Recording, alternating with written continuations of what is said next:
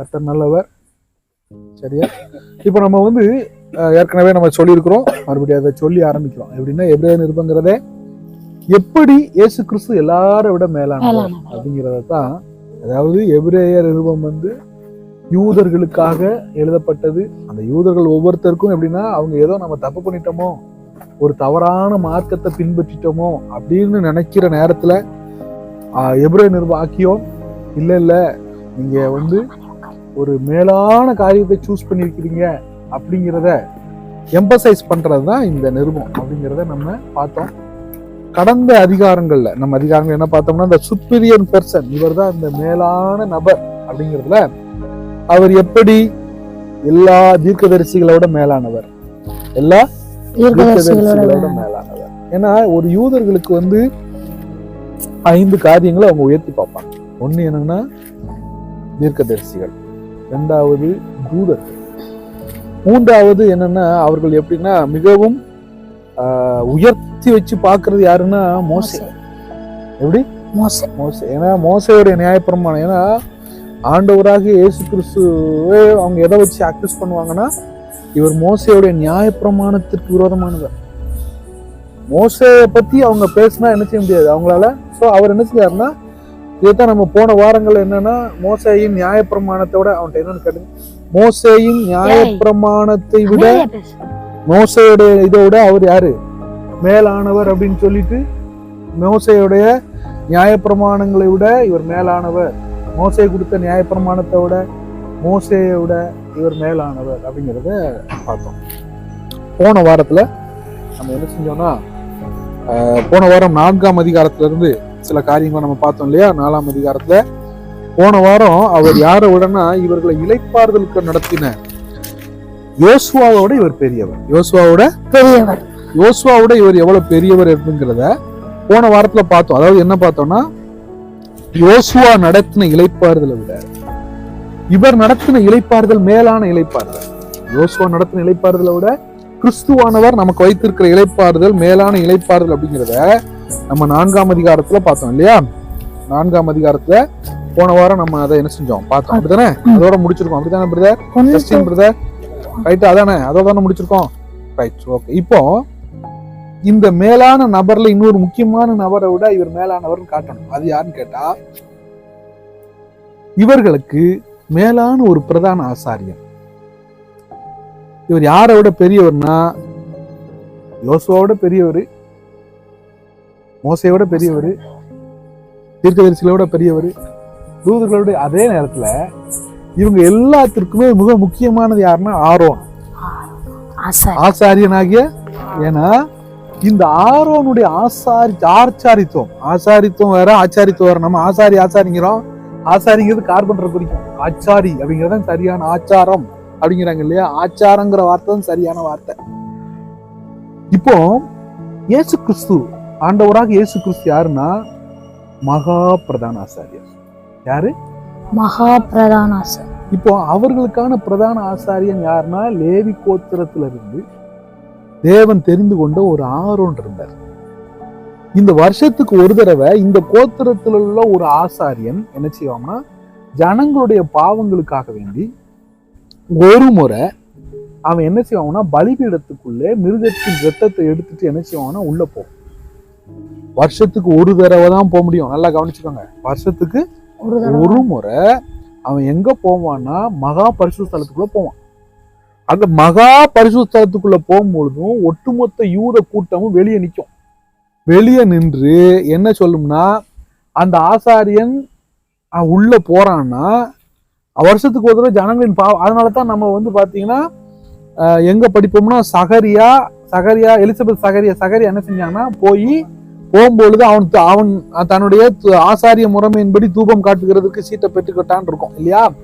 இப்ப என்ன செய்வாங்கன்னா, இப்போ இந்த இதை எடுத்துட்டு வருஷத்துக்கு ஒரு தடவை உள்ள போய் அந்த ஆசாரியன் என்ன செய்வாங்கன்னா, உள்ள போய் பலி அந்த இதை கட்டிட்டு அவன் பலி முடிஞ்சது அப்படிங்கிற சிக்னல் உள்ள இருந்து கொடுப்பான். அந்த சிக்னல் எப்படி கொடுப்பான்னா, அவனுடைய இதுல வந்து மணிகள் கட்டப்பட்டிருக்கும். அந்த மணிகள் இருக்குல்ல, அதை அடிச்சு காமிப்பான். என்னன்னா, அந்த மணி இருக்கிறதா பெரிய சிக்னல். என்ன சிக்னல்னா, உயிரோட இருக்கிறதுக்கும் சிக்னல், முடிஞ்சதுக்கு சிக்னல், முடிஞ்சிச்சுன்னு சொல்லி. என்னன்னா இந்த கயரை வச்சு என்ன செய்வாங்கன்னா உள்ள உடனே அந்த ஒரு டைம்ல மட்டும்தான் ஒட்டுமொத்த கூட்டமும் யெகோவான்னு கத்தும். அதுக்கு முன்னால ஒரு யூதன் தேவனுடைய நாமத்தை அவ்வளவு சீக்கிரத்துல வெளியே என்ன செய்ய மாட்டான், சொல்லவே மாட்டான். யெகோவாங்கிற வார்த்தையை அவன் உச்சரிக்கவே மாட்டான். ஆனா அப்போ அப்படிப்பட்ட ஆச்சாரித்துவத்தை விட கிறிஸ்துவானவருடைய ஆச்சாரித்துவம் மேலானது அப்படின்னு சொல்லி அதை காட்டி கொடுப்பதற்காக இந்த ஆச்சாரியன், நான் ஆச்சாரியன் சொல்றேன்னா, அதாவது இந்த ஆச்சாரியனாகிய ஆரோன் எப்படி ஆச்சாரியனாக ஆரோனை விட கிறிஸ்துவினுடைய ஆச்சாரித்துவம் எப்படி மேலானது, அவர் எவ்வளவு மேலானவர், இதை காட்டுங்கிறது தான் 5ஆம் அதிகாரம், அதாவது 4ஆம் அதிகாரம் 14ஆம் வசனத்திலிருந்து 4:14 இருந்து 5ஆம் அதிகாரம் 10வது வசனம் வரைக்கும் நம்ம அதுல பாக்குறோம். ரைட்டா? 5ஆம் அதிகாரம் 10ஆம் வசனம் வரைக்கும் பாக்குறோம். ரைட். இப்போ இந்த ஆசாரியன் எப்படிப்பட்ட ஆச்சாரியன்கிறத 7 குறிப்புகளை உங்களுக்கு சொல்லுகிறேன். சரியா? நான் கற்றுக்கிட்ட அடிப்படையில 7 முறையில he is different than, அதாவது ஆரோன். இதெல்லாம் எப்படின்னா, ஆண்டவருக்கு நான் நன்றியுடையவனா இருக்கிறேன். எப்படின்னு கேட்டா, தேவன் எப்பவுமே எப்படின்னா நம்ம நெருங்க தான் என்ன செய்வாரு. இப்போ நம்ம ஸ்டடி பைபிள்ஸ்லயே நான் படிச்ச ஸ்டடி பைபிள்ஸ், நான் உண்மையில நேர்மையா சொல்லணும்னா, நான் ஸ்டடி பைபிள்ஸ்ல படிக்கிறத விட தேவன் நேரடியாக கொடுக்குற காரியங்கள் ஸ்டடி பைபிள்ஸ் என்ன ரெஃபரன்ஸ் தானே தவிர சில நேரம் ஆண்டவர் கொடுக்கறத நான் அப்படியே எழுதிடுவேன். சரியா? அதுல 7 குறிப்புகளை உங்களுக்கு சொல்லுகிறேன். முதல்ல இந்த ஆசாரியன் எப்படிப்பட்ட ஆசாரியன் என்றால் 4ஆம் அதிகாரம் 14ஆம் வசனம், வானங்களின் வழியாய் பரலோகத்திற்கு போன தேவகுமாரனாகிய இயேசு என்னும் மகா பிரதான ஆசாரியர் நமக்கு இருக்கிறபடியினால் நாம் பண்ணின அறிக்கையை உறுதியாய் பற்றி கொண்டிருக்க கடவோம். இங்கே என்ன எழுதுறாருன்னா, வானங்களின் வழியாக பரலோகத்திற்கு போன தேவகுமாரனாகிய இயேசு என்னும் மகா பிரதான ஆசாரியர், இவர் ஒருவர் தான் பரலோகத்திற்கு ஏறி போன ஆச்சாரியன். என்ன ஆச்சாரியன்? ஏறி போன, பரலோகத்துக்கு ஏறி போன. அதாவது எப்படின்னா, பிதாட்ட போய் இப்ப ஆரோனோ இவங்க எல்லாம் எப்படின்னா நிழலாட்டமா தான் செஞ்சாங்க. நிழலாட்டமா தான் இவர் தன்னையே பலியாக்கி தனது இரத்தத்தை எடுத்துக்கொண்டு போய் பரலோகத்துக்கு ஏறி போய் உங்களையும் என்னையும் பிதாவுக்கு முன்பாக சமாதானம் பண்ணின பரலோகத்துக்கு ஏறி போன ஆச்சாரியன். இது உங்களுக்கு ஆரோன். அதாவது இது என்ன சொல்றாருன்னா, இயேசு கிறிஸ்து எப்படி ஆச்சாரியன் என்றால், ஆரோன் ஜனங்களுடைய பாவங்களுக்காக மகா பரிசுத்த தலத்துக்குள்ளதான் நுழைவான். ஆனா இவர் என்ன பண்ணார்னா, வானங்கள் வழியா மேல போய் எனக்காக வேண்டி பிதாவுடைய சமூகத்துல போய் பரலோகத்துக்கு ஏறி போன ஆச்சாரியன், மகா பிரதான ஆச்சாரியன். அப்போ இயேசு கிறிஸ்து இவர் எப்படி ஒரு பிரதான ஆசாரியனுடைய ரோலை செஞ்சாரு அப்படிங்கிறத இந்த எபிரேய நிருபம் ஆக்கியோன் எழுதுகிறார். அவர் என்ன பண்ணாரு, எனக்காக வேண்டி பரலோகத்துக்கு போய் ஏறி போன ஆச்சாரியன். நான் இன்னைக்கு காலையில நேற்று இன்னைக்கும் படிச்சுட்டு இருந்த வசனம் என்னன்னா, வெளிப்படுத்தின விசேஷம். அந்த வெளிப்படுத்தின விசேஷத்துல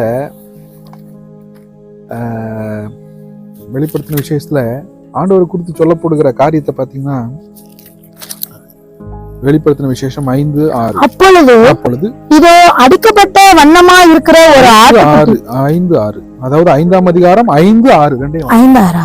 அப்பொழுது மூப்பர்களில் ஒருவன் என்னை நோக்கி, நீ அழ வேண்டாம், இதோ யூதா கோத்திரத்து சிங்கமும் தாவீதின் வேருமானவர் புஸ்தகத்தை திறக்கவும் அதன் 7 முத்திரைகளை உடைக்கவும் ஜெயம் கொண்டிருக்கிறார் என்றான். அப்பொழுது இதோ அடிக்கப்பட்ட வண்ணமா இருக்கிற ஒரு ஆட்டுக்குட்டி சிங்காசனத்திற்கும் 4 ஜீவன்களுக்கும் மூப்பர்களுக்கும் மத்தியிலே நிற்க கண்டேன். அது 7 கொம்புகளையும் 7 கண்களையும் உடையதா இருந்தது. அந்த கண்கள் பூமி எங்கும் அனுப்பப்படுகிற தேவனுடைய 7 ஆவிகளே யாம். அந்த ஆட்டுக்குட்டியானவர் சிங்காசனத்தின் மேல் உட்கார்ந்தவருடைய புஸ்தகத்தை வாங்கினார். அதாவது என்னன்னா, யோவான் பார்க்கும் பொழுது அங்க பரலோகத்துல ஒரு முத்திரையிடப்பட்ட புஸ்தகம் கையில இருக்கு. அந்த புஸ்தகத்தை ஒருவரும் வாங்க முடியாது, திறக்க முடியாதனால அவன் மிகவும் அழுகிறான். அப்பதான் அந்த இதுன்னு சொல்றேன் பல அழக யூதா கோத்திரத்து சிங்கமும் தாவீதினுடைய வேறுமானம். அந்த தாவீதின் சிங்கம், தாவீதின் வேர், யூதா கோத்திரத்து சிங்கம் பரலோகத்துல எப்படி இருந்துச்சுன்னா அடிக்கப்பட்ட ஆட்டுக்குட்டியாக. அது என்னன்னா சிங்கமா இருந்த ஆட்டுக்குட்டி, சிங்கமா இருந்த ஆண்டவர் இன்னைக்கு பாத்தீங்கன்னா கல்வாரியில அவருடைய, நல்லா கவனிக்கணும், கல்வாரியில அவருடைய மாம்சம் சிலுவையில் அடிக்கப்பட்டுச்சு. கல்வாரியில அவருடைய மாம்சம் சிலுவையில் அடிக்கப்பட்டுச்சு. ஆனா கெத்செமனேல அவருடைய சுயம் சிலுவையில் அடிக்கப்பட்டுச்சு. அல்லேலூயா. நல்லா புரிஞ்சுக்கோங்க, மாம்சம் சிலுவையில் அடிக்கப்படுவதை விட சுயம் சிலுவையில் அடிக்கப்படுவது மிகப்பெரிய பாடு.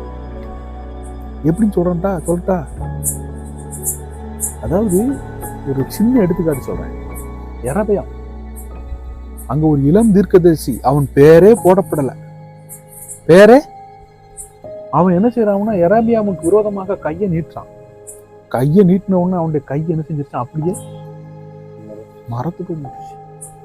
ஆனா கொல்கத்தாவில இருந்து இவர் வெளியே வரும்பொழுது அண்ணாவுடைய அண்ணா காய்பா அரண்மனையில ஒரு யாரோ சம்பந்தம் இல்லாத சீசன், அவரை யாரோ சம்பந்தம் இல்லாத ஒரு சேவகன் ஒரு வாயில அரைக்கிறான், அடிக்கிறான். அவருடைய கை நின்னுச்சா? நிக்கவே. சோ கல்வாரியில அவருடைய மாம்சம் சிலுவையில் அடிக்கப்பட்டது. ஆனா என்ன நான் சொல்ல வரேன்னா, இப்படித்தான் அவர் வானங்களுக்கு ஏறி போய், பரலோகத்துக்கு ஏறி போய் உங்களை என்னையும் பிதாவோடு கூட. சோ இந்த ஆச்சாரியன் எப்படிப்பட்டவர் என்றால் பரலோகத்துக்கு ஏறி போன ஒரு ஆச்சாரியன். இரண்டாவது, இந்த ஆச்சாரியன் எப்படிப்பட்டவர் என்று 15ஆம் வசனத்துல பாருங்க, எப்படி போட்டு பாருங்க. அதே 4:15, நம்முடைய பலவீனங்களை குறித்து பரிதபிக்க கூடாத பிரதான ஆசாரியர் நமக்கிராமல் எல்லா விதத்திலும் நம்மை போல் சோதிக்கப்பட்டும் பாவமில்லாதவரா இருக்கிற பிரதான ஆசாரியரே நமக்கு இருக்கிறார். ரெண்டாவது என்ன தெரியுமா? பரிசோதிக்கப்பட்ட பிரதான ஆச்சாரியர். அவர் எப்படிப்பட்ட பிரதான ஆச்சாரியர்? பரிசோதிக்கப்பட்டு பாவமில்லாத பிரதான ஆச்சாரியர். அவர்கிட்ட இந்த பூமியில அவர் எல்லா காரியங்களும் நம்ம போல சோதிக்கப்பட்டார். ஆனா ஆரோன் அப்படி இல்லை, அவன் பரிசோதிக்கப்படவும் இல்லை. அவன் பரிசோதிக்கப்பட்ட பொழுது என்ன செஞ்சான்னா ஜனங்கள் மேல என்ன செஞ்சான், அவங்க சொன்னாங்கப்பான்னு சொல்லிச்சு. ஆனா இவன் அப்படி இல்லை, என்னிலே பாவம் உண்டு என்று சொல்லி உங்களில் யார் சொல்லக்கூடும். இந்த ஸ்டேட்மெண்ட இந்த உலகத்துல வந்ததுல ஒருத்தர் மட்டும் தான் சொல்ல முடியுது, அவர் ஆண்டவராக இயேசு. அவர் ஒருத்தர் தான் சொல்ல முடியும். எப்படி சொல்ல முடியுமா? என்னிலே பாவம் உண்டு என்று சொல்லி உங்களை யாராவது சொல்ல முடியுமா? ஒருத்தர் சொல்ல முடியும். இன்னொன்னு தெரியுமா உங்கள்கிட்ட? அவருக்கு சம்பந்தமே இல்லாத ஒருத்தர், அவன் கையில பைபிளே கிடையாது. அவன் கையில அவர் குறித்து சொன்ன ஸ்டேட்மெண்ட் என்ன தெரியுமா? இவரிடத்தில் நான் ஒரு குற்றத்தையும் அவரை அடிச்சுட்டு என்ன சொன்னா தெரியுமா? அவர்கிட்ட நான் ஒரு குற்றத்தையுமே.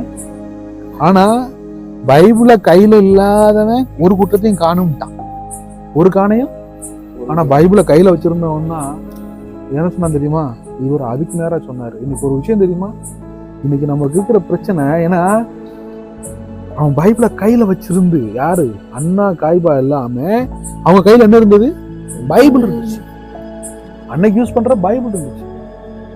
ஆனா அவன் சொன்னா இவர் தன்னை கிறிஸ்து, இவன் என்ன யூதருக்கு ராஜான்னு சொல்றான், தாவனுக்கு சமம்னு சொல்றான். அவன் சொன்னா இவர்கிட்ட ஒரு குற்றத்தையும் பார்க்கலையாப்பா. வனாந்திரத்துல சாத்தான் அவரை மூணு டெஸ்ட் வச்சான் இல்லையா? வச்சான். அதுல பிசாசு. அதே நேரத்துல ஏதேன் தோட்டத்துல முதலாவது ஆதாம் சோதிக்கப்பட்டு, ஆனா இவர் அல்ல, இவர் அப்படி அல்ல, பரிசோதிக்கப்பட்டும் பாவம் இல்லாத இன்னொன்னு. அப்படிப்பட்ட ஆச்சாரியம் நமக்கு கற்றுக் கொடுக்கிற காரியம் அவரை போல நம்மையும் வாழ. ரைட்டா? அதாவது ஒரு காரியம் நல்லா தெரிஞ்சுக்கணும், இந்த ஆசாரியன் பரிசோதிக்கப்பட்டு பாவமில்லாத ஆசாரியன். மூன்றாவது, அதாவது மூன்றாவது காரியம் 5:3 வாசியுங்கள். வரிசை அது வந்து நீங்க அது நிமித்தம் அவன் ஜனங்களுடைய பாவங்களுக்காக பலியிட வேண்டியது போல தன்னுடைய பாவங்களுக்காகவும் பலியிட வேண்டியதா இருக்கிறது. போதும். மூணாவது என்னன்னா, பலி செலுத்த அவசியமற்ற பிரதான ஆசாரியர். இப்போ மற்ற ஆசாரியர் எப்படின்னா, முதல்ல அவனுடைய பாவத்திற்காக அவன் பலி செலுத்திட்டு தான் ஜனங்களுடைய பாவத்துக்காக. இவர் எப்படிப்பட்ட மேன்மை உள்ள ஆசாரியன்னா, இவர் தன்னுடைய பாவங்களுக்காக பலி செலுத்த வேண்டிய அவசியமே அவருக்கு இல்லை. காரணம், அவர் பாவமே இல்லாத அப்பழுக்கற்றவர். புரிஞ்சுக்கிட்டீங்களா? அதாவது அவர் வந்து இந்த மேன்மையான காரியத்தை அவங்களுக்கு எழுதணும். ஹீப்ரூஸ்க்கு எழுதணும். இயேசு கிறிஸ்துவோடைய பிரதான ஆச்சாரித்துவம் ஆரோனுடைய ஆச்சாரித்துவத்தோட எவ்வளவு மேலானது என்பதை காட்டணும். இன்னைக்கு நமக்கு என்னன்னா, அதனாலதான் நமக்கு ஒரு மகா பிரதான ஆசாரியர். நீங்களும் நானும் யூதர்களை போல ஆரோனின் ஆச்சாரியத்திற்கு உட்பட்டவர்கள் அல்ல, இல்லையா? நாம யாருடைய ஆச்சாரியத்துக்கு உட்பட்டவங்க கிடையாது. ஆரோனுடைய ஆச்சாரியத்துக்கு உட்பட்ட. நம்ம யாருடைய ஆச்சாரியத்துக்கு உட்பட்டிருக்கிறோம்? கிறிஸ்துவினுடைய ஆசாரித்துவம். நாம எந்த ஆசாரியர்களுக்கு பின்னால இருக்கிறோம்னா, எனக்குன்னு ஒரு ஆசாரியன் உண்டு, எனக்குன்னு ஒரு ஆச்சாரியன் உண்டு, மகா பிரதான ஆசாரியன். அந்த பிரதான ஆசாரியன் கிறிஸ்து. அப்போ யூதர்கள் எப்படின்னா, யாரை டிபெண்ட் பண்ணி இருக்கணும்னா, அவங்களுக்கு முன்னால ஒரு பிரதான ஆச்சாரியன் இருப்பான், அவனை பின்பற்ற. நான் அப்படி இல்லை, எனக்காக வேணும், என்னுடைய இதே வேற. இப்ப புரியுதா அவங்களுக்கு? வந்து இப்போ இதை என்ன செய்யறாங்கன்னா, இங்கதான் மிஸ்யூஸ் பண்றாங்க. நாம் இவ்வளவு மேன்மையானவர் என்பதனாலே நாம் அவ்வளவு பொறுப்பு நமக்கு இருக்கே தவிர, இதை உலக பிரகாரமா நான் என்ன செய்ய முடியாதுன்னா போய் என்ன செய்ய முடியாது. இதன் அட்வான்டேஜ் எடுக்க, அதாவது இது எனக்கு மேன்மை, இதன் அட்வான்டேஜ் யூஸ் பண்ணக்கூடாது. அட்வான்டேஜா இவர் பலி செலுத்த அவசியமற்ற அவருக்காக, அவர் என்னன்னா யாருக்காகவும், அவர் ஜனங்களுடைய பாவங்களுக்காக என்ன செஞ்சாருன்னா, தன்னைத்தானே பலி செலுத்தினார். தன்னைத்தானே. இப்போ அடுத்து இந்த ஆச்சாரியன் எப்படிப்பட்டவர் என்பதை 5ஆம் அதிகாரம் 6ஆம் வசனத்தை பாசுங்க. அப்படியே வேறொரு இடத்திலும் நீர் மெல்கிதேதேக்கின் முறைமையின்படி என்றென்றைக்கும் ஆசாரியராய் இருக்கிறீர் என்றும் சொல்லி இருக்கிறீர். போதும். இங்கதான் 4வது ஆச்சாரியன் என்றால் லேவி கோத்திரத்துக்குள்ள வரணும். லேவி கோத்திரத்துக்குள்ள யூதா கோத்திரத்திலிருந்து வந்த ஒருத்தர் எப்படி ஆச்சாரியனாக முடியும்? அப்பதான் சொல்றாரு, இவர் பரம்பரையற்ற ஆச்சாரியர். இவருக்கு பரம்பரையே கிடையாது. இவர் எந்த முறைமையின்படி வந்தாருன்னா, வேதத்துல இது இப்ப நம்ம மெல்கிதேசேக்கின் ஆச்சாரித்துவத்தை குறித்து அப்புறம் படிப்போம், நிறைய படிப்போம். ஆபிரகாமை குறித்து சொல்லும் பொழுது ஒரு நாள் திடீர்னு மெல்கிதேசேக், அவன் சாலோமின் ராஜாவும், நல்லா கவனிங்க, அவன் எப்படி அவனை குறிச்சு பைபிள்ல இவங்க சொல்றாங்க, ஆசாரியன் என்றால் ஆரோனு தான் ஆசாரியனா இருக்கணும், ஆரோனுக்கு பிறகு லேவி கோத்திரத்துல ஆச்சாரித்துவம் ஆரம்பிச்சு அப்படின்னு அவங்க நினைக்க. இல்லப்பா, இது அதுக்கு முன்னாலேயே மெல்கிதேசேக்கு முறைமையின்படி மெல்கிதேசேக்கு பரம்பரையற்ற ஆச்சாரியன். அவனுக்கு ஏதாவது யூதா லேவி கோத்திரத்துல இருந்து ஆச்சாரியம் வரணும் அப்படின்னு நம்ம எல்லாரும் சொல்லிட்டு இருக்கீங்கல்ல, அப்படியெல்லாம் இல்ல. இவனுக்கு பரம்பரையற்ற ஆச்சாரியம், இவனுக்கு பரம்பரையே கிடையாது. அவன் எப்படிப்பட்ட முறைமையின்படினா, மெல்கிதேசேக்கு முறைமையின்படி அவன் ஆசாரியன். மெல்கிதேசேக்கு முறைமையின்படி அப்படின்னா, மெல்கிதேசேக்கு அதாவது ஒரு விஷயம் என்னன்னா, நல்லா கவனிக்கணும், லேவி கோத்திரத்திற்கு பிறகு ஒருவன் ஆச்சாரியனாக இருக்கிறான் என்றால் அவன் ஆச்சாரியனாக மட்டுமே இருக்க முடியும். ஆச்சாரியனாகத்தான், அவன் வந்து வேற பணியை செய்ய முடியாது. இதற்குத்தான் நம்ம என்ன செய்யறோம்னா, சவுலுடைய வாழ்க்கையில அவன் ஆச்சாரியனுடைய வேலையையும் ராஜாவுடைய வேலையும் செய்ததினாலே அவனுக்கு கிடைத்த பனிஷ்மெண்ட் தான் தேவனால. அதே போல உசியா ராஜா ஆசாரியர்கள் மட்டும் செய்ய வேண்டிய இதை பண்ற பொழுது என்னாச்சு? ஆனா கிறிஸ்து அப்படி அல்ல, அவர்தான் ராஜா, அவர்தான் ஆச்சாரியர். அதாவது அதனாலதான் மெல்கிதேசேக்கு முறை எப்படி? மெல்கிதேசேக்கு சாலோமின் ராஜாவும் ஆசாரியன். ஆபிரகாம் எல்லாவற்றிலும் அவனுக்கு தசமபாகம். இது அந்த முறைமையின்படி பரம்பரையற்ற ஆச்சாரியன். எப்படிப்பட்ட ஆச்சாரியன்? பரம்பரையற்ற ஆசாரி. சோ இவர் ஆரோனுடைய ஆச்சாரித்துவத்தை விட கிறிஸ்துவனுடைய ஆச்சாரித்துவம் மேலானது. அவர் பிரதான ஆசாரியராக எல்லாவற்றிலும் மேலானவர். இதைத்தான் அவங்களுக்கு எடுத்து காட்டுறார். இதெல்லாம் நமக்கு என்னன்னா, நமக்கு அதுதான் பவுல் இங்க எபிரேய நிருபாக்கியம் எழுதும்போது எழுதுகிறார், எப்படி நமக்கு வானங்களின் வழியாய் பரலோகத்திற்கு ஏற்ப தேவகுமாரனாக இயேசு என்னும் மகா பிரதான ஆசாரியர் நமக்கு உண்டு. நமக்கு உண்டு. அதாவது என்னன்னா, இதெல்லாம் நமக்கு அறிந்து கொள்ள வேண்டிய ஒரு யூதனை விட நான் மேலானவன். நல்லா புரிஞ்சுக்கணும். யூதனை விட கிறிஸ்துவுக்குள்ளாக நான் மேலானவன். அதை நம்ம புரிஞ்சுக்கணும். யூதர்கள் தான் மேலானவர்கள் அல்ல. காரணம், நான் யாருடைய ஆச்சாரிய முறை, கிறிஸ்துவனுடைய ஆச்சாரிய முறைமையின்படி நான் மேலானவன். 5ஆம் அதிகாரம் 7ஆம் வசனம். அவர் மாம்சத்தில் இருந்த நாட்களில் தம்மை மரணத்தினின்று ரட்சிக்க வல்லமை உள்ளவரை நோக்கி பலத்த சத்தத்தோடும் கண்ணீரோடும் விண்ணப்பம் பண்ணி வேண்டுதல் செய்து தமக்கு உண்டான பயபக்தி நிமித்தம் கேட்கப்பட்டு. பயபக்தி உள்ள பிரதான ஆச்சாரியன். அவர் எப்படிப்பட்ட ஆச்சாரியன்னா, அவரை குறித்து சொல்லப்படுகிற இந்த வசனத்தினுடைய சாரம்சம் என்னன்னா, மாம்சத்துல இருந்த நாட்கள்ல அவருக்கு எல்லா உரிமையும் இருந்தது. அவர் எதனால கேட்கப்பட்டாருன்னா, நல்லா கவனிக்கணும். இப்போ ஆண்டவராக இயேசு கிறிஸ்துவுக்கு அவர் குமாரனாக எல்லா ரைட்ஸும் உண்டு. என்ன சொல்லப்பட்டிருக்கு பாருங்க. ஆனால் அவர் எல்லாவற்றையும் இருந்தாலும் பிதா எதனால கேட்டப்பட்ட ஹோலி ரெவரன்ஸ். அவர் எப்படின்னா, தமக்கு உண்டான பயபக்தி நிமித்தம் கேட்கப்பட்டு. எதை பரலோகம் பார்த்துதான் பயபக்தி. இப்போ பழைய ஏற்பாட்டு ஆச்சாரியர்கள்ல ஏலியோட லேவி கோத்திரத்து ஆச்சாரியத்துவம் முடிஞ்சு போச்சு. ஆண்டவர் என்ன சொன்னாங்கன்னா, 1 சாமுவேல்ல ஏலியோடு கூட இதோட கூட ஆசாரித்துவம். இப்ப இந்த ஆசாரியர் என்ன செய்வாங்கன்னா, அவருடைய வாழ்க்கை டிஃபரெண்டா இருந்தது. ஏலியின் குமாரர் பேலியாளின், ஏலியை குறிச்சு பைபிள் வாசிக்கிறோம் இல்லையா, அதோடு கூட இதோட ஆச்சாரித்துவம் முடிஞ்சு போச்சு. அதோட என்ன செஞ்சாங்கன்னா, லேவி கோத்திரத்து ஆச்சாரித்துவத்தை அடுத்தடுத்து அவங்க என்ன செஞ்சாங்கன்னா ஸ்டாண்டர்டா வரவே இல்லை. காரணம் என்னன்னா, அவர்கள் அதை டியூட்டியா செஞ்சுட்டு இருந்தாங்க. என்ன செஞ்சுட்டு இருந்தாங்க? டியூட்டியா. ஒரு ரெவரன்சியல் ஃபியரோடு கூட செய்யல. ஆனா இவர் அப்படி இல்ல, தனக்கு பயபக்தினால கேட்க, பயபக்தி உள்ள பிரதான ஆச்சாரியர். அதற்கடுத்து 5ஆம் அதிகாரம் 8ஆம் வசனத்துல பாருங்க. அவர் குமாரனா இருந்தும் பட்ட பாடுகளினாலே பாடுபட்ட பிரதான ஆசாரியன். இந்த ஆசாரியன் எப்படின்னா, பாடுபட்ட பிரதான ஆசாரியன். எதுக்காக பாடுபட்டார்னா, மற்ற ஆசாரியர்கள் ஜனங்களை பாடுபடுத்தி கொண்டிருந்தார்கள். இவர் அப்படி இல்ல, இவர் என்ன செஞ்சாருன்னா, பாடுகள் பட்டு ஜனங்களுக்காக பாடுபட்டு தன்னையே பலியாக்கின பிரதான ஆசாரியர். இவர் இப்படிப்பட்ட பிரதான ஆசாரியர். அவர் எப்படின்னா, அந்த நாட்களில ஆசாரியர்கள் எப்படி இருந்தாங்கன்னா, ஜனங்களை பாடுபடுத்தி இருந்தாங்க. இன்னொன்னு, ஜனங்களை வேலையாட்களாக வச்சிருந்தாங்க.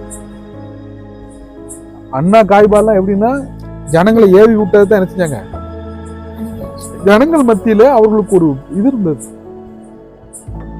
ஆனால் இந்த ஆசாரியன் அப்படி அல்ல. நமக்காக வேண்டி பாடுபட்ட கிறிஸ்து, எனக்காக பாடுபட்ட பிரதான ஆசாரியன். கிறிஸ்து எனக்காக வேண்டி பாடுபட்ட பிரதான ஆசாரியன். எல்லாவற்றிற்கும் மேலாக 9-10 வசனங்கள். தாம் பூரணரான பின்பு தமக்கு கீழ்ப்படுகிற யாவரும் நித்திய ரட்சிப்பை அடைவதற்கு காரணராகி மெல்கிசேதேக்கின் முறைமையின்படியான பிரதான ஆசாரியர் என்று தேவனாலே நாமம் தரிக்கப்பட்டார். போதும். தாம் பூரணரான பின்பு, இந்த ஆச்சாரியன் தான், அதாவது ஆண்டவராக இயேசு கிறிஸ்து, அவர் பூரணரான பின்பு தமக்கு கீழ்ப்படுகிற யாவருக்கும், தமக்கு கீழ்ப்படுகிற யாவருக்கும் நித்திய ரட்சிப்பை அடைவதற்கு காரணராகி பாதை வகுத்த ஆசாரியர். மற்ற ஆசாரியர்கள் பாவத்திற்காக எனக்கு பலிதான் செலுத்தி வந்தாங்களே தவிர, பாவத்திலிருந்து மன்னிப்பு மட்டும்தான் கொடுத்தாங்களே தவிர, இயேசு கிறிஸ்துவின் ஆச்சாரித்துவம் எப்படின்னா, எனக்கு நித்திய ரட்சிப்பை கொண்டு வந்தது, பாதை வகுத்த. சோ இந்த ஆசாரியன் தான் எனக்கு ரட்சிப்புங்கிற ஒரு பாதைக்கு நேராக என்னை நடத்தின பிரதான ஆசாரியர், மகா பிரதான ஆசாரியர். பிரியமானவர்களே, இன்னைக்கு நம்ம கற்றுக்கொள்கிற இந்த முக்கியமான காரியம் என்ன? நம்முடைய கிறிஸ்தவ வாழ்க்கையில நாம் ஆரோனின் ஆச்சாரித்துவத்திற்குள்ளானவர்கள் அல்ல, அதை விட மேலான கிறிஸ்துவின் ஆசாரித்துவத்துக்குள்ளானவர்கள். இப்போ இந்த ஆசாரித்துவம் எப்படிப்பட்ட மேலானது ஆசாரித்துவம் என்றால், அதான் நம்ம இந்த 7 காரியங்களை இந்த அதிகாரத்துல இருந்து நம்ம முதல்ல இவரே பரலோகத்திற்கு ஏறி போன ஆசாரியர், மகா பிரதான ஆசாரியர், பரிசோதிக்கப்பட்டு பாவமில்லாத ஆசாரியர், பலி செலுத்த அவசியமில்லாத பரம்பரையற்ற பிரதான ஆசாரியன், பயபக்தியுள்ள பிரதான ஆசாரியர், பாடுபட்ட பிரதான ஆசாரியன், பாதை வகுத்த பிரதான ஆசாரியர். இன்னொன்னு சொல்லட்டா, இவர்தான் பலி செலுத்திய கடைசி ஆசாரியன். அல்லேலூயா. இவர்தான் பலி செலுத்திய கடைசி ஆசாரியன். அல்லேலூயா. அல்லேலூயா. இதோட பலி முடிஞ்சது. இதோட பலி அவருக்கு பிறகு வருகிற யாருமே பலி செலுத்த வேண்டிய, அதை விசுவாசித்து கிறிஸ்துவுக்குள்ளாக மேல நம்ம. சோ இயேசு கிறிஸ்துவை குறித்து நான் என்னை ஆசாரித்துவத்தை எழுத சொன்னா, இவரே பலி செலுத்திய கடைசி. அதற்கு பிறகு பலியும் இல்லை, ஆச்சாரித்துவமும். அவர் எனக்கு கொடுக்கிற காரியம் என்ன?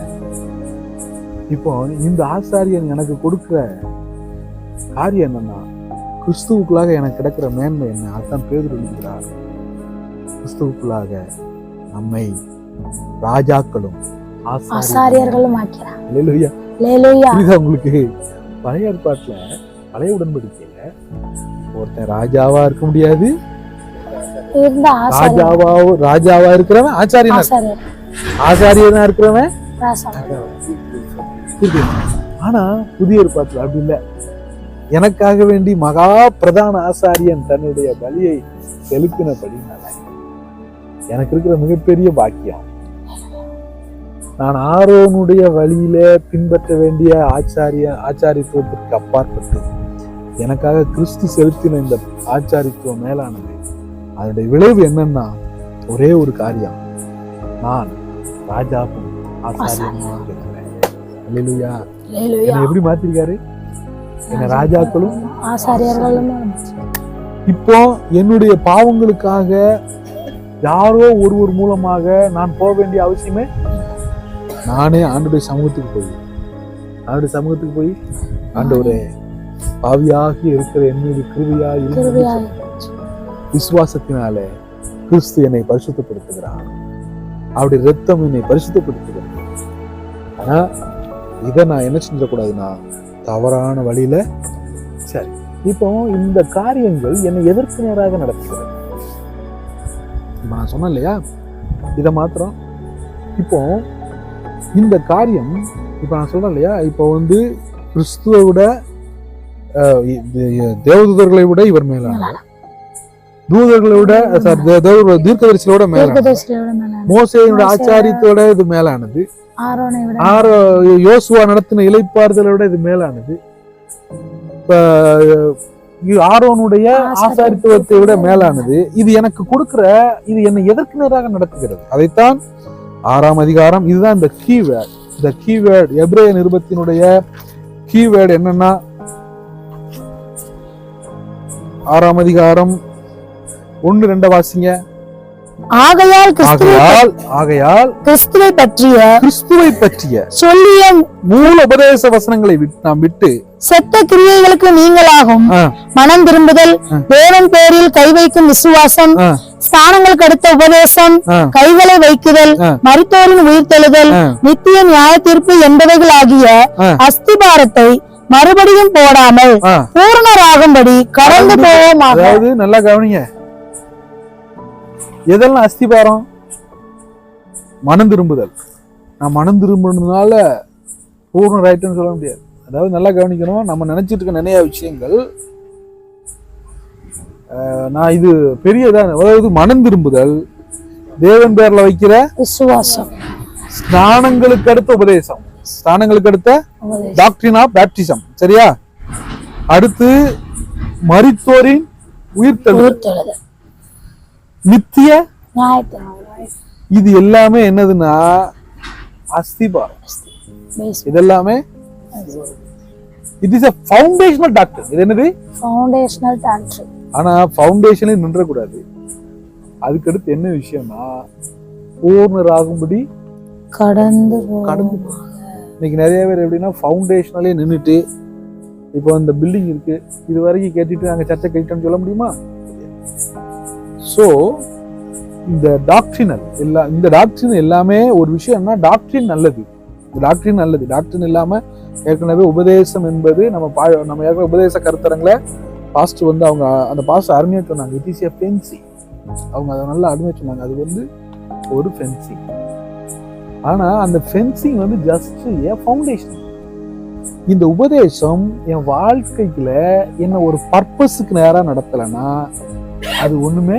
இப்போ அந்த சரீரம் இருக்கு, இந்த சரீரத்துல இந்த சரீரம் என்பது உபதேசமா வச்சுக்கலாம். இதுல ஆவி இல்லைன்னா ஒரு செத்த மாதிரி. அது மாதிரிதான் இன்னைக்கு வந்து என்னன்னா உபதேசம் முக்கியம்.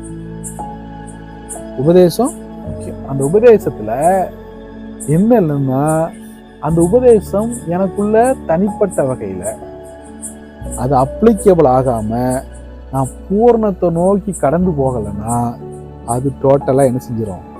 உங்களுக்கு ஒன்று சொல்லட்டா, ஆண்டவராக இயேசு கிறிஸ்து நாட்கள்ல 3 விதமான குழுக்கள் இருந்தாங்க. 3 விதமான, ஒன்று பரிசேயர்கள், ஒன்று இரண்டாவது சதுசேயர்கள், மூன்றாவது ஏரோதியர்கள். மூணாவது யாரு? அதாவது 3 பிரிவுகள் தான் முக்கியமான பிரிவுகள். இதுல வந்து இந்த செலாத்தியர்கள்லாம் வந்து டாக்டரினுக்குள்ள வர மாட்டாங்க. அதாவது சபையில இருக்கிற, இப்ப இன்னைக்கு நம்ம இருக்கு இல்லையா சர்ச் மாதிரி 3 விஷயங்கள் நம்ம சர்ச் வச்சிருக்கோம்ல. இப்ப நம்ம இது மாதிரி பென்டிகாஸ்ட், ப்ராட்டஸ்டன்ட், பிரதரன் இப்படிங்க மாதிரி அன்னைக்கு இருக்கிறதுல 3 பெரும் பிரிவுகள். 3 பிரிவு என்னன்னா பரிசேயர்கள், சதுசேயர்கள், ஏரோதியர்கள். இந்த ஏரோதியர்கள் எப்படின்னா அவங்களுடைய டாக்டரின் எப்படின்னா தேர் த வேர்ல்ட்லி பீப்பிள். அதாவது எப்படின்னா அவங்க உலகத்து இன்னைக்கு இருக்கிற ப்ராஸ்பெரிட்டி காஸ்பலுக்கு ஒத்தவங்க. அவங்க வந்து எப்படின்னா ப்ராஸ்பெரிட்டி காஸ்பல் இன்னைக்கு பேசுறோம் இல்லையா, அதற்கு ஒத்தவர்கள். அவங்க எப்படின்னா உலகத்தோட இருப்பாங்க, சர்ச்சுக்கு வந்து அட்டன் பண்ணிட்டு போவாங்க. அவங்க வந்து அதுக்கு ஒரு நல்ல எடுத்துக்காட்டு என்னன்னா சலமியோடைய நடனத்திலும் சந்தோஷமா இருப்பான், யோவான் சானுடைய வார்த்தையும் ஆதவோல கேட்பான். இது யாருன்னா ஏரோதியர்கள். சதுசேயர்கள் யாருன்னா அவங்க உயிர்த்தெழுதல தேவதூதர்களை விசுவாசிக்க சரியா. ஆனா அங்க ஒரு சரியான உபதேசக்காரர்கள் இருந்தார், அவங்கதான் பரிசேயர்கள். பரிசேயர்களுடைய டாக்டரின் 100% கரெக்ட். ஆண்டவர் அதனாலதான் என்ன சொன்னார்னா அவர்கள் சொல்லுகிறபடி கேளுங்கள் சொன்னார். ஆண்டவர் என்ன சொன்னாரு? சொன்னாரா இல்லையா? ஆனால் அவர்கள் செய்கையின்படி. ஆனா இப்ப என்னன்னா ஆண்டவர் சிலுவையில் வச்சு யார் தெரியுமா? ஏரோதியர்கள் கிடையாது, சதுசேயர்கள் கிடையாது. ஆண்டவரை சிலுவையில் அடிச்சது சரியான உபதேசத்தோட இருந்த பரிசேயர்கள். அப்போ நான் என்ன சொல்றேன், இன்றைக்கு இது வந்து உங்களுக்கு எல்லாத்துக்கும் தெரிஞ்சிருக்கும். நாங்க சரியான உபதேசக்காரங்கன்னு சொல்லி என் வாழ்க்கையில ஆண்டவரை பிரதிபலிக்கலன்னா நான் என்ன செய்யறேன்? ஆண்டவரை அதுல நல்ல இது காரியம்னா அதுதான் இங்க என்ன எழுதுறாருன்னா, எப்பா உபதேசத்துல நின்றாத, பூர்ணராகும்படி நீங்க என்ன செய்ய கடந்து போவோமாக. சரி, இப்போ இந்த அதிகாரத்துல மணி எத்தனை? 7:36. ரைட். இப்போ இதுல யார் வந்து இந்த பூரணத்தை நோக்கி கடந்து போக முடியாதவர்கள் அப்படிங்கிறத இப்ப நம்ம என்ன செய்யறோம்னா இந்த சுப்பீரியர் பர்பஸ், அதாவது 5ஆம் அதிகாரம் 11ஆம் வசனத்திலிருந்து 6ஆம் அதிகாரம் 20ஆம் வசனத்திற்கு வரைக்கும் சுப்பீரியர் பர்பஸ், மேலான நோக்கம். மேலான நோக்கம் என்ன? பூரணர் ஆகுதல். என்ன ஆகுதல்? இந்த பூரணராக தடையா இருக்கிற காரியங்கள் என்ன என்பதை வரிசையாக உங்களுக்கு சொல்லுகிறேன். முதல்ல 5ஆம் அதிகாரம் 12ஆம் வசனம். காலத்தை பார்த்தால் போதகராய் இருக்க வேண்டிய உங்களுக்கு தேவனுடைய வாக்கியங்களின் மூல உபதேசங்களை மறுபடியும் உபதேசிக்க வேண்டியதா இருக்கிறது. நீங்கள் பலமான ஆகாரத்தை அல்ல பாலை உண்ணத்தக்கவர்களா நீர்கள். முதல்ல யாருன்னா பாலகர்களாகவே வாழ்கிறவர்கள். அவன் வாழ்க்கையில எப்படின்னா எத்தனை வருஷம் விசுவாசியா இருந்தாலும் அவனுடைய காரியங்கள் எப்படி இருக்குன்னா குழந்தையா தான் இருக்கும். அவனுக்கு என்ன இருக்காதுன்னா என்ன பிராக்டிஸ் பண்ண மாட்டான்னா காலத்தை பார்த்து அவன் என்ன இருக்கணும்? ஆனா இன்னைக்கும் அவனுக்கு பாத்தீங்கன்னா என்ன செய்யணும்னா எதை கொடுக்கணும்? இன்னைக்கு நிறைய விசுவாசிகள்கிட்ட நம்ம எத்தனையோ வருஷம் விசுவாசிகளா இருப்பாங்க. அவங்களுக்கு செய்தி கொடுத்து பாருங்க. செய்தி கொடுக்குறப்ப செய்தியை கேட்கிற விதத்தை வச்ச அவன் பாலகனா முதிர்ச்சி அடைஞ்சவனாங்கிற கண்டுபிடிச்சணும். நான் சொல்றேன் 180% விசுவாசிகள் வெறும் குழந்தைகள். சில நேரங்களில சில காரியங்களை அடிப்படை சத்தியத்தை பிரசங்கிக்கிறப்பே ஆகா ஓகோங்க. அதை விட பிரதர் இதெல்லாம் எப்படி, இது ஆழமா? 50 வருஷம் விசுவாசி இன்னைக்கும் போய் என்ன செய்யறாங்க தெரியுமா? அவங்களுடைய பிராக்டிஸ் எல்லாம் பாக்குறப்ப நான் ஆதங்கப்படுறேன். ஏன்னா இத்தனை வருஷம் விசுவாசி ஆயிடுச்சு, இன்னும் என்ன செய்யறாங்க? பாலகர்களாகவே அவங்க ஜீவிதம் கடந்து. 2வது 13ஆம் வசனத்தை பாருங்க. பாலுங்கவன் குழந்தை இருக்கிறபடியினாலே நீதியின் வசனத்தினாலே பழக்கம் இல்லாதவன். பழக்கமே, அதாவது அவனுக்கு என்னன்னா அந்த வசனத்தை தன் வாழ்க்கையில பழக்கப்படுத்தவே மாட்டாதவன் ஒருபோதும் பெர்ஃபெக்ஷன் நேரம் கடந்து போக மாட்டான். தயவுசெய்து சொல்றேன், விசுவாசத்தின் முதிர்ச்சிக்கு பூர்ணத்தை நோக்கி கடந்து போவோம்னா நான் எத்தனை வசனத்தை என் வாழ்க்கையில பழக்கப்படுத்துறேனோ அதன் அடிப்படையில தான் நான் பூர்ணத்தை நோக்கி என்ன செய்வேன். எத்தனை சத்தியத்தை நம்ம கேட்குறோங்கிறது முக்கியம் இல்லை, எத்தனை சத்தியத்தை நம்ம வாழ்க்கையில அப்ளை ஆகுறோம். நான் நேற்றுக்கு சாட்சியா ஒரு விஷயத்த சொல்றேன். நேற்று சாட்சியா நடந்துக்கு நாங்கள் பைக்ல தான் வந்திருக்கேன். என்னன்னா நேற்று நடந்தது என்ன காரியம்னா, இல்ல நடந்தது சொல்றேன். தேனிக்கு போயிட்டு நைட்டு லேட்டா தான் வந்தேன். காலையிலே தேனி போயிட்டு வந்துட்டேன். எல்லா வேலையும் முடிச்சுட்டு பாவம் போறேன். ஒரு வண்டிக்காரன் சைடு கொடுத்தவன் என் வண்டியில வந்து டமார்னு மோதிட்டான். வண்டியில மோதி என்னுடைய பம்பர் போச்சு. இப்போ வண்டி வேலை நடந்துட்டு இருக்கு. என் வண்டி டிரைவர் அண்ணனுக்கு கோவம் ரொம்ப வந்துச்சு. டகார்னு அடிக்காதீங்க, அடிக்க போயிடாதீங்க அப்படின்னு. அப்பதான் எனக்கு கார்லன்னு பொழப்பேன். ஆனா அப்பதான் காலையில தான் வசனம் வாசிச்சிருக்கேன். என் பிதா எனக்கு கொடுத்த பாத்திரத்துல பானம் பண்ணாதிரு பணம். பிதா ஆண்டவர் மல்குஸோடைய காதை பேதுரு வெட்டின உடனே ஆண்டு சொன்னாரு, பிதா கூட நான் பிதா கொடுத்த. நான் உடனே எங்க டிரைவர் சொன்னேன், ஏன்னா காலையில தான் ஆண்டு இந்த வசனத்தை படிச்சேன். இது பிதா கொடுத்த பாத்திரம், கொண்டு வந்ததுதான் இந்த டிரைவரு. ஒன்னும் பிரச்சனை இல்லை, ஒண்ணுமே பிரச்சனை இல்லை. சில நேரங்கள்ல சில வசனத்தை நம்ம படிச்சு அப்ளை பண்ணிட்டோம்னா ஆண்டவர் வந்து மறைமுகமா தான் அங்கங்க நமக்கு என்ன செய்வாருன்னா இவன் வந்து பழக்கப்படுத்துறானா.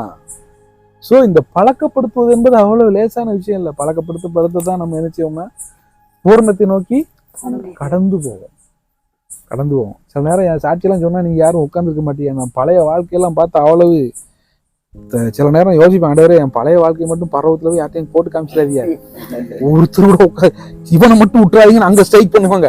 ஆண்டவரே இவனை நரகத்துக்கு அனுப்புங்க அப்படின்னு அங்க ஒரு பெரிய ஸ்ட்ரைக்கே நடக்கும் அப்படின்னு ஆண்டவர்கிட்ட சொல்லுவோம். ரைட். 3வது அதாவது பழக்கப்படுத்தாத வாழ்க்கை, அதாவது 5:14 அதுவும் இதே சேம் தான். பலமான ஆகாரமானது நன்மை தீமை இன்னதென்று பயிற்சி அதாவது பழக்கப்படுத்தாதது பயிற்சி செய்யாது, பழக்கத்துல கொண்டு வராது. அடுத்து என்ன செய்யாது? பயிற்சி. அதை என்ன செய்ய மாட்டாங்கன்னா பயிற்சி, அதாவது நம்முடைய தேவனுடைய வார்த்தையை அப்ளை நம்ம என்ன செய்யணும்? பழக்கப்படுத்துவதும் பயிற்சி செய்வதும் ஒண்ணுதான். அது என்னுடைய வாழ்க்கையில பயிற்சி செய்வது. அடுத்து பகுத்தறியத்தக்க முயற்சி செய்யாதுன்னா பகுத்தறிய தெரியாது. யார் பிரசங்கம் பண்ணாலும் அப்படியே நம்புறது. இது இருக்கா? பூர்ணத்தை நோக்கி கடந்து போகிறவங்க 5 அப்பம் 2 மீன் அப்படின்னு போட்ட உடனே போய் டகாரன்னு காணிக்க கொடுக்க மாட்டாங்க. அது என்ன கான்டெக்ஸ்ட், இது என்ன கான்டெக்ட்னு அவங்க பார்ப்பாங்க. நான் சொல்றது உங்களுக்கு புரிஞ்சிருக்குன்னு நினைக்கிறேன், இல்லையா? புரியலையா? பகுத்தறியத்தக்கதாக எந்த டிவில அவங்க அப்படி பேசுறாங்க, இவங்க அப்படி பேசுறாங்க, இதுக்கு பொருந்துமா? கொஞ்சமாவது அதை யோசித்து பார்க்கணும். தேவனுடைய வார்த்தையை பகுத்தறியத்தக்கதாக அவங்க பூர்ணத்தை கடந்து போவாங்கன்னா என்னன்னா, நானே யாரு பிரசங்கம் பண்ணாலும் சரி, இந்த பிரசங்கம் பிரதர் பண்றது சரியா, இது வசனத்துக்கு ஆதாரம் இருக்கா, இதை அப்ளை பண்ண முடியுமா? இது இல்லைன்னா நான் ஒருபோதும் பூரணத்தை நோக்கி என்ன செய்ய முடியாது, பயணப்படவே. 6ஆம் அதிகாரம் இப்ப வரிசையாக இருக்கு பாருங்க. 6ஆம் அதிகாரம் 5ஆம் வசனம். தேவனுடைய நல்வார்த்தையையும் இனிவரும் உலகத்தின் பலன்களையும் ருசி பார்த்தும் மறுதலித்து போனவர்கள் என்ன செஞ்சவங்க? பாதை மாறி போனவர்கள் என்ன செஞ்சவங்க?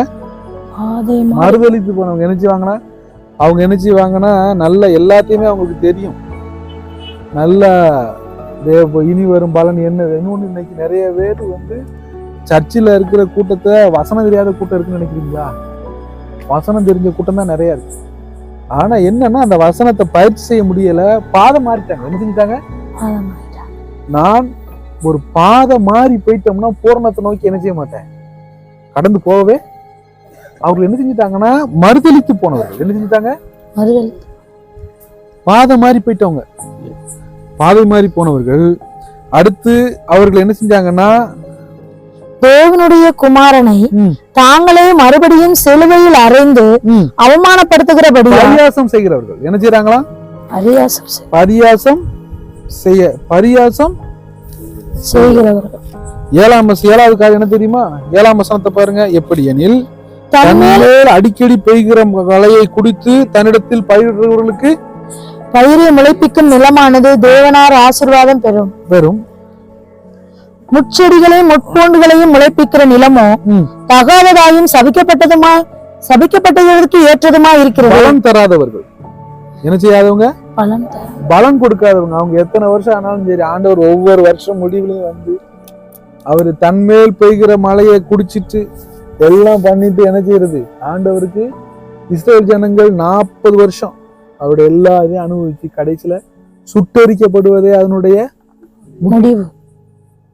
யூதாஸ் 3 வருஷம் கூடவே இருந்தான் இல்லையா? கடைசியில அவனுடைய ஜீவனம் எப்படி முடிஞ்சு? சுட்டரிக்கப்படுவதே அவனுடைய முடிவாக. சிம்சோனுடைய வாழ்க்கை தேவன் அவனை அற்புத விதமா பயன்படுத்தினார். ஆனா அவனோ கடைசியில பலன் தர முடியாதவனாக தன்னுடைய ஜீவிதத்தை முடிச்சான். பிரியமானவர்களே, தேவன் நம்மை மேலான எல்லாவற்றிற்கும் மேலானவர் நம்முடைய இயேசு கிறிஸ்து. அந்த எல்லாவற்றுக்கும் மேலான ஆண்டவர் நம்மை நடத்துவது ஒரு மேலான நோக்கம் என்னன்னா, பெர்ஃபெக்ஷன், முழுமையை நோக்கி, அதாவது பூர்ணர் ஆகும்படி நாம கடந்து போக அழைக்கப்பட்டவர்கள். இந்த நாளில நாம் 2 காரியத்தை பார்த்தோம். என்னன்னா, ஆண்டவராக இயேசு கிறிஸ்து எப்படிப்பட்ட பிரதான ஆச்சாரியனாக, எனக்காக பலவீனங்களை குறித்து பரிதபிக்கிற பிரதான ஆசாரியனாக இல்லாதபடி அவருடைய வழியில என்னையும் அவர் என்ன செய்யறாருன்னா ஆசாரியனும் ராஜாவுமாக. இப்போ அந்த காரியங்கள் எனக்கு எதிர்க்குனா நான் பூரணத்தை நோக்கி கடந்து போவதற்காக, பெர்ஃபெக்ஷன், சுப்பீரியர் பர்பஸ். என்னை தேவன் இப்படிப்பட்ட மேலான காரியங்களை எனக்கு கொடுத்ததற்கான நோக்கமே, ஒரு மேலான நோக்கம் என்ன, என்னை மேலான ஒரு இடம் பெர்ஃபெக்ஷனுக்கு நேராக நடத்துவது. அப்படி நான் பெர்ஃபெக்ஷனுக்கு கடந்து போவதற்கு தடையா இருப்பது என்ன? நான் பாலகனாகவே இருப்பது. பாலகனாகவே எத்தனை வருஷம் விசுவாசியா இருந்தாலும் ஒரு வளர்ச்சி அடையாத ஒரு நிலைமை. 2வது, தேவனுடைய வார்த்தையை என்னுடைய வாழ்க்கையில பழக்கப்படுத்தாது, பயிற்சி செய்யாது. நான் அதை நினைச்சே மாட்டேன். பயிற்சி செய்யாம வெறும் கேட்கறதோட வச்சுக்கிறேனே தவிர, நான் கேட்கறதோட நிறுத்திக்கிட்டேன்னா என் வாழ்க்கையில அந்த பூரணத்தை நோக்கி நினைச்ச முடியாது. எத்தனை வருஷம் ஆச்சு, இன்னும் சில பாவங்கள், சில காரியங்கள்ல என்ன செய்யல. சமீபத்துல ஒருத்தர் சொன்னாரு, அவர் வீட்டுக்காரம்மா தான் அந்த அண்ணனை ரட்சிப்புக்குள்ள நடத்தினாரு. ரட்சிப்புக்குள்ள நடத்துச்சு. பயங்கரமான குடிகாரர் அந்த அண்ணன். சார், கல்யாணத்துக்கு முன்னால என் வாழ்க்கை எப்படி தெரியுமா? எப்படின்னே, வந்து உக்காந்த உடனே தண்ணி வாங்கிட்டு வீட்டுக்கு வருவேன். வந்த உடனே ஒரு சத்தம் போட்டவொடனே என் வீட்டுக்காரி வந்து ஆம்லேட் போடலன்னா அட்டிதான், அரட்டாருன்னா இருக்கும்ல. அப்படியானே, எப்படிண்ணே ரட்சிக்கப்பட்டு? சூப்பர்ண்ணே, ரட்சிக்கப்பட்டாச்சு. அவன் தான் பிரதர் ஜெபத்திலே ரட்சிக்கக்குள்ள நடத்தினா என்ன? அப்படியானே, இப்ப லைஃப் இப்ப அவ அரட்டுறா, நான் கேட்டுக்கிறேன். இது என்ன வாழ்க்கை இல்ல? இது வந்து உண்மையா சொன்னார் அவரு. நான் ஏதோ உங்கள்கிட்ட சிரிக்க சொல்லல. இப்போ இதுல வந்து 2 விஷயம் என்னன்னா, அவர் என்ன செஞ்சாரு, பூர்ணத்தை நோக்கி.